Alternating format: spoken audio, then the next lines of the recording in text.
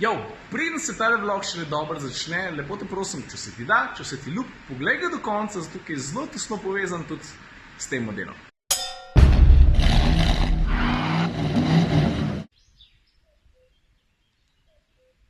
Kukuca. Put my sunglasses off. Najprej domov, ko moramo vzeti žaromet, bom pa razložil zakaj, pa moramo po eno zelo posebno majico. Zatem bi se počasi spodobilo, da bi kaj povedal o tem avtu, v X2. Zatem bom prevzel en drug avto, iz BMW-ja bom presedlal nazaj na Dusterja, pa moram po otroški zic, zvečer pa, takrat bomo pa zapili enega dojenčka. Sem tako vesel. Ok, gremo.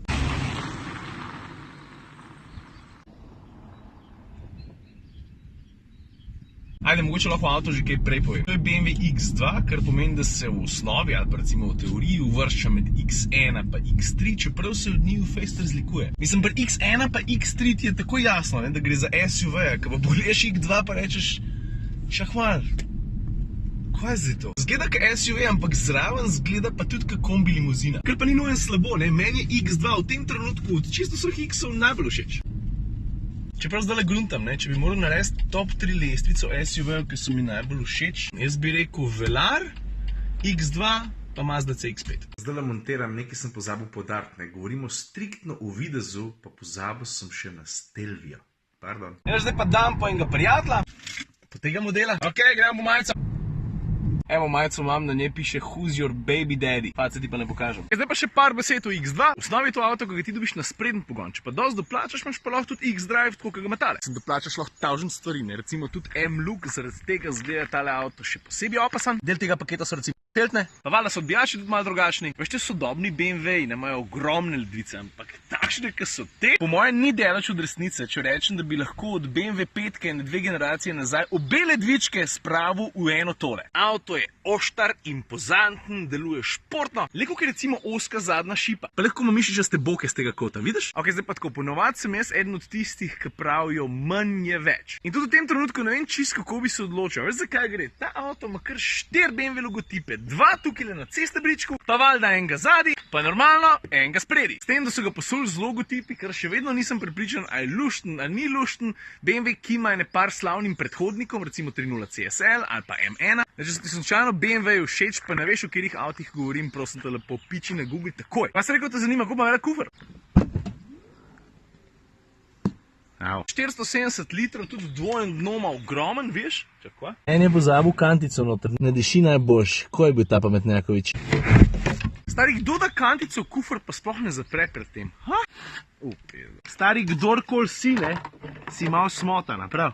Kar se tiče pa primerjave s konkurenti, za 10 litrov je večji od tistega, ki ga ima Q3, pa za švoh 50 litrov je večji od tistega, ki ga ponuja Mercedes GLA. Je pa tudi 10 litrov manjši od tistega, ki ga ima Jaguar E-Pace. Pazici se podrejo 40, 20, 40, veš, to tudi ni švoh. Au, toliko sem se zaposlil, nisem niti vrat dosegel. Kar se cene tiče, tam od 40 evrov naprej se ga da dobiti. Kar se pa samih voznih lastnosti tiče, stari, jaz se ne spomnim, da sem se nazadnje v SUV-ju čez ovinke peljal tako hitro, pa obenem tako prijetno. Mislim tak, ta prav športni občutek ti da, obenem pa velja ena stvar. Ne glede na to, v kakšnem programu ga boš imel, je avto face čvrst. Ja, ima komfort, ampak lej, ni veliko bolj udoben kot sport. Športni vozniki to cenimo, to je res, ampak pismo, jaz bi si vse želel od avtomobila, ki ni najcenejši, da bi imel sposobnost biti vsem bolj udoben takrat, ker podlaga ni dobra, oziroma takrat, ker se športno vozniku ne da glih terati čez ovinke. A veš, kaj hočem reči? Tako zdaj pa jaz X2 za par dni predam v varno oskrbo k Andražu. To je Andraž? A kdo je Andraž? Andraž je bil dolga leta moj sodelavec na Sivola Automoto. On je bil naš chief test driver. Odgovoren je bil za merjenje porabe, za preverjanje dinamike vozila pa tako naprej. V glavnem človek, ki mu jaz zaupam s testnim avtom. Takih ni dosti. Pa Andraž med drugim predeluje tudi motocikle. Stari, zakaj mi pa nisi ti tega pokazal? Kaj huda pokažem? Lej tega lepotca, da je nehino. Ja, Andraž kar oblada. 77 Customs, veš, to je Andraž.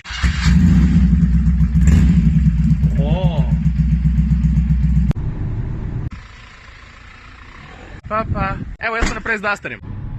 Ok, Recaro Tržaška. Boš videl zastave, so rekli. Vse je res. Jaz sem tukaj. Gas na avto, pa bejš ven. Dobar dan. Ampak nisem vedel, da imajo tudi avtomobilske zice tukaj. Aha. Evo ga, tale je moj.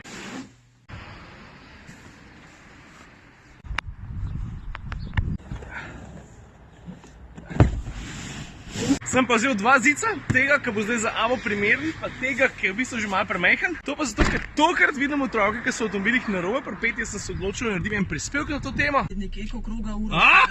Ja, enkrat si bom uč staknil, gremo v gross basket. Ok, zdaj te pa valjda zanima, kako sta lahko gross basket pa žaromet povezana. Evo, sam še nalepke nucam.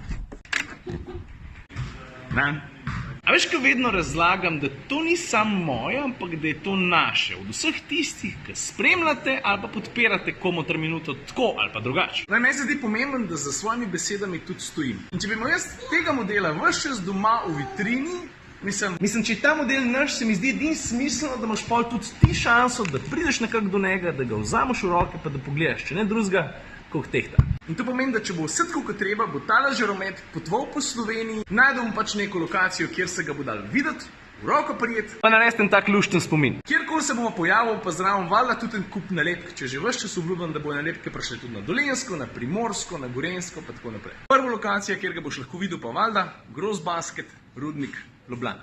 Hvala.